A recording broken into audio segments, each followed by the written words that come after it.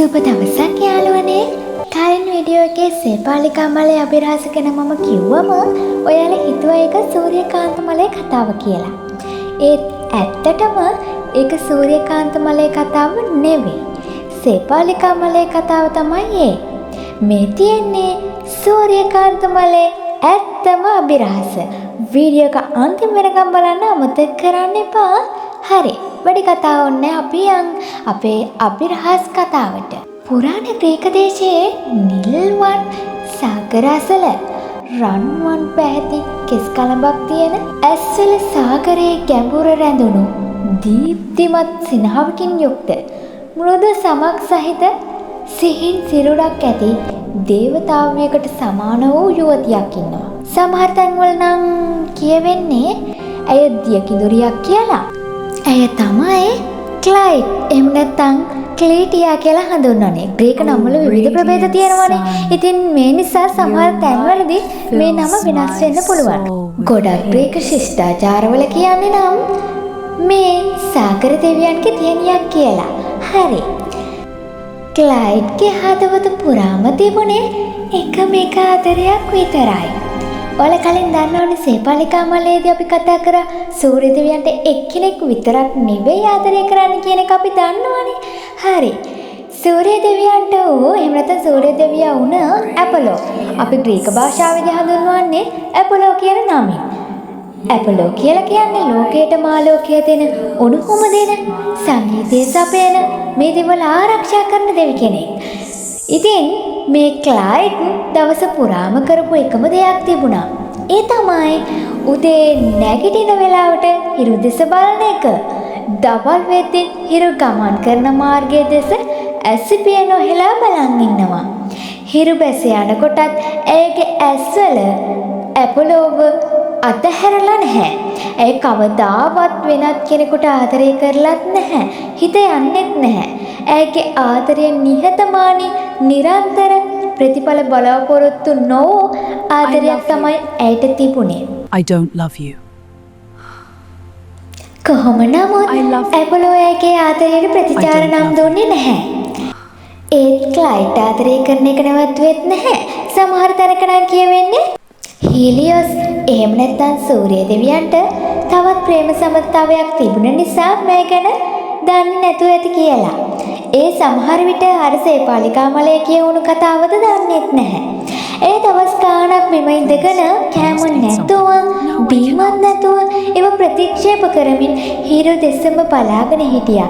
හිරු වෙන කෙනෙක්ගේ වෙන බව ඇය දැන සිටියත් හිරු කෙදිනකවත් ඇය මුණ ගැහිලවත් තිබුණේ නෑ.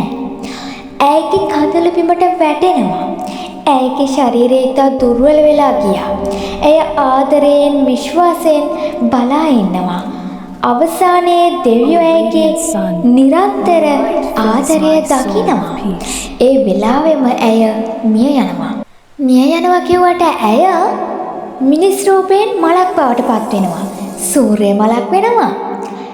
ඇයගේ මුහුණ හිරු පසුපසම හැරෙමින් දවස පුරාම ඇපොලෝව නැත්නම් සූර්යයාට ආදරය දක්වමින් නොසිඳෙන ආදරයක් දරාගෙන හිරු නැගිටිනකොටම මලත් පිපිදිලා හිරුගේ මුහුණ දෙසම බලාගෙන ඉන්නවා.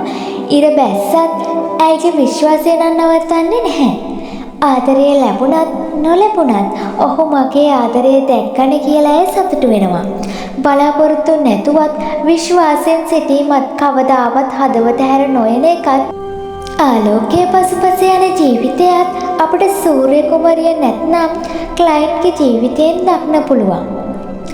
අපි තමයි මේ මලට සූර්යකාන්ත මල කියලා කියන්නේ. ඒ ඉර වගේම නිසා. හරි. ඔයාලට ඉන්නවද සූර්ය මල වගේ කෙනෙක්? එහෙම කෙනෙක් කවදාවත් විශ්වාසය අතහැර නොයන හිරු නැති වෙලාවටත් හෙට නැගිටින හිරු බලාගෙන ඉන්න කෙනෙක්.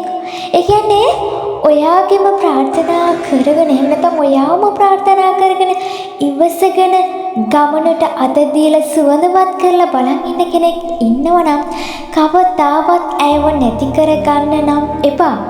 ඔයාගේ සූර්ය කුමාරයව හරි පරිස්සමට බලා ගන්න. තවත් අභිරහස් කතා ගොඩක් තියෙනවා. නෙළුම් මලේ අභිරහස, රෝසු මලේ අභිරහස ඔයගේ ලස්සන කතා ගොඩක් තියෙනවා. ඉතින් මම තවත් දවසක තවත් අභිරහස් කතාවක් අරන් එන්නම්. මේකත් එහෙනම් අහලම යන්න. සූර්යකාන්ත මලේ සැඟවුණු අභිරහස් ගැන මම ලියපු ලස්සන ගීත නිර්මාණයක්.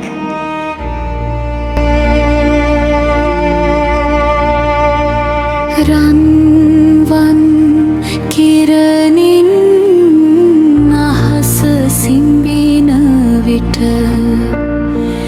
නුඹේරුව සොයමින් මම හිනෙහි සයුරු තෙරක හිඳනෙත්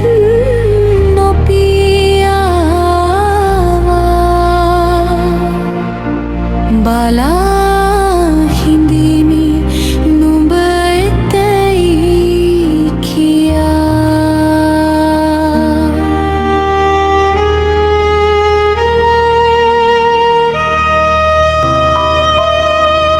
ග්‍රීකලියකගේ කඳුලින් ඉපදුණු හිරු දෙවිඳුට සිහිනීනේ කාල අරුමෙකි වෙන කෙකුගේ වෙති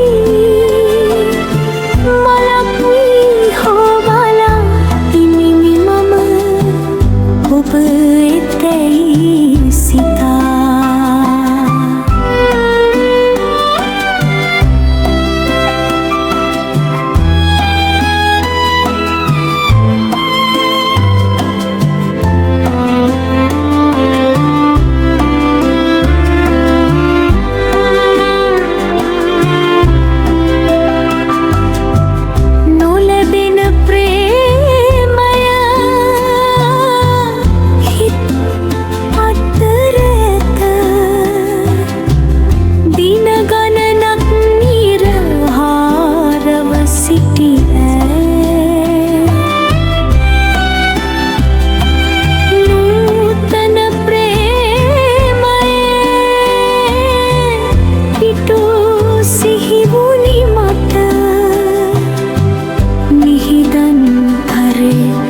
සොහොනක ප්‍රේම ඇත.